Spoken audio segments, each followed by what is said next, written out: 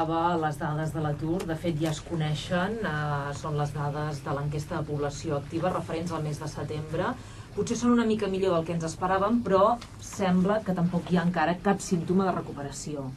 No hi ha cap símptoma. Són una miqueta millor. Jo no entraria a aprofundir molt els números d'una mica més, una mica menys. Per dir una xifra només, crec que ha baixat en 14.000 persones, sí, que això és molt poc. Que és molt poc, i a Catalunya hi ha 600.000 aturats, més de 600.000, que és una barbaritat. Si un pensa que la ciutat de Tarragona té 90.000 habitants, és una barbaritat, no?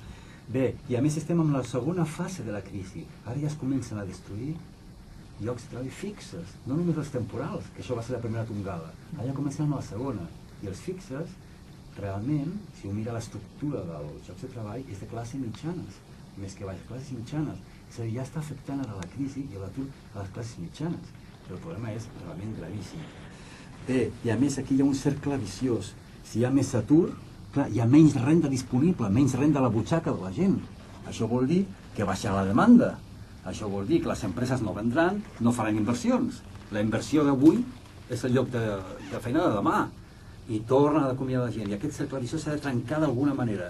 O sigui que realment les dades per mi són dolentíssimes, i el que és pitjor, tant la consellera Serna d'aquí com la viceprimera ministra senyora Salgado, la ministra d'Economia, ens han dit que el proper trimestre serà pitjor, perquè aquest, clar, estem parlant del tercer trimestre, juliol, agost i setembre, que té l'efecte estacional indiscutible del turisme. Del turisme...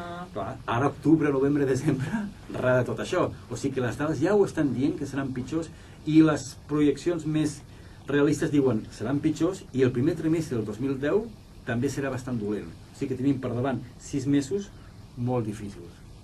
Obligació dels agents socials, i ho tornem a repetir, govern, sindicats i patronal, d'arribar a un acord. Tenen l'obligació davant d'aquest panorama. Llegim que aquestes xifres d'aturats han batut el rècord en democràcia. En democràcia. A quan ens hem de remuntar per trobar una situació similar a la que estem vivint ara? Ni ho sabem, perquè les dades realment que tenim ben comptabilitzades són a partir de la democràcia, o sigui que no ho sabem, però realment no havia passat mai això. Mai. Recordem que la crisi fortíssima que vam patir tots als anys 76, quan va començar la transició democràtica, l'atur arribava a arribar al 18-20%, que es considerava moltíssim. Per ara Andalusia, amb aquestes dades que tenim aquí, està per sobre del 25%. Canàries també està per sobre del 25%. En fi, si diuen que el proper i l'altre trimestre seran pitjors, això vol dir que ens aproparem al 30%. Això realment, un país pot suportar això? Costa, no? Difícil d'entendre, sí. Tu parlaves que l'atur ja ha arribat als llocs de treball fixes. Avui llegien també que la crisi ha provocat el primer descens de la població immigrant. En els últims 13 anys, a Espanya, per exemple, s'ha constatat que hi ha 17.000 estrangers menys que en el segon trimestre. Sí. Clar, suposo que també compta això l'efecte retornada que va intentar el ministre Corbacho de subvencionar la marxa dels immigrants, i a més hem de tenir en compte que pel nostre model de creixement que vam patir els darrers anys, els immigrants que venien aquí eren molt poc qualificats, sobretot amb la construcció. La construcció s'ha ensorrat.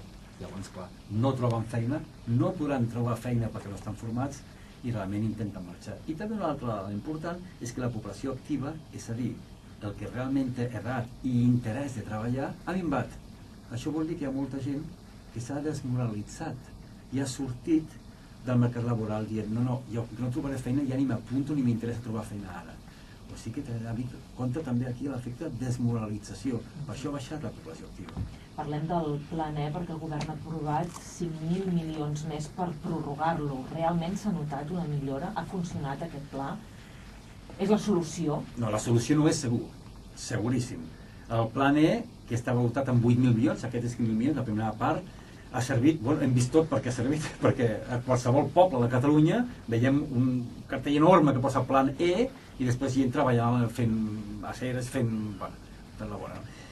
Ha servit per alguna cosa. Ha ajudat una mica a frenar l'atur, ha creat una mica d'ocupació, però temporal. Ara s'ha acabat. Ha ajudat els ajuntaments també a poder aixecar alguna infraestructura que d'altra manera hagués estat impensable. Impensable, impossible, perquè les finances de l'Ajuntament estan realment fatal. I ara amb aquest nou pla que ha aprovat el govern, que no és de 8.000, sinó de 5.000, però és un pla diferent. Aquest pla ja està obligació de ser per l'economia sostenible. Però el problema és que encara no sabem el que entén el president Zapatero per economia sostenible. Esperem que ens ho digui, llavors sabem, serà per això i no per això. Quins projectes es poden finançar, no? I el vicepresident Chávez ja ha dit, cuidado, que només un 20% del que arriba a l'Ajuntament, els diners que arriben a l'Ajuntament, poden servir per pagar despesa corrent. És a dir, per pagar factures i salaris. Només un 20% dels diners que arribin, perquè clar, amb això tots els ajuntaments deien, bueno, quan estic tan ofegat, agafa els diners i pagaré el que dec. I el govern diu, no, és per economia sostenible. Només una part, una cinquena part, un 20%, per pagament de salaris. I vigilarem que sigui així. Ja veurem què passarà. Acabem, Paco, parlant d'un sector que sembla que respira una mica més tranquil, no? És el sector automobilístic. Sí, perquè s'han prorrogat els ajuts. Aquest famós pla 2000E, tots els plans són així, el 2000E, que vol dir 1.000 euros d'ajut de la indústria, 500 de la comunitat autònoma, 500 del govern central per la compra d'un automòbil que compleixi una sèrie de requisits de contaminació, etc. Bé, realment el sector ho necessitava, és un sector, tothom ho sap, molt intensiu en mà d'obra, depèn moltíssima gent de l'automòbil, però no oblidem que aquests ajuts algun dia s'hauran de retirar. És a dir, la crossa aquesta que està posant el govern perquè el sector vagi rotllant, algun dia no continuarà. Llavors, què li passarà a aquest sector? Que no oblidem, el sector de l'automòbil té una sobreoferta indiscutible. O sigui que bé, ben fet, ajudarà, però a mig termini ja veurem el que passarà. I a més, les empreses automobilístiques continuen reduint llocs de treball. I tant. Opel, Ford, han pactat 1.500 acomiadaments. Sí, clar. És que és evident, el problema és que hi ha una sobreoferta i a més pot traslladar la famosa deslocalització, es poden anar a fabricar el mateix en un altre país amb costos més barats.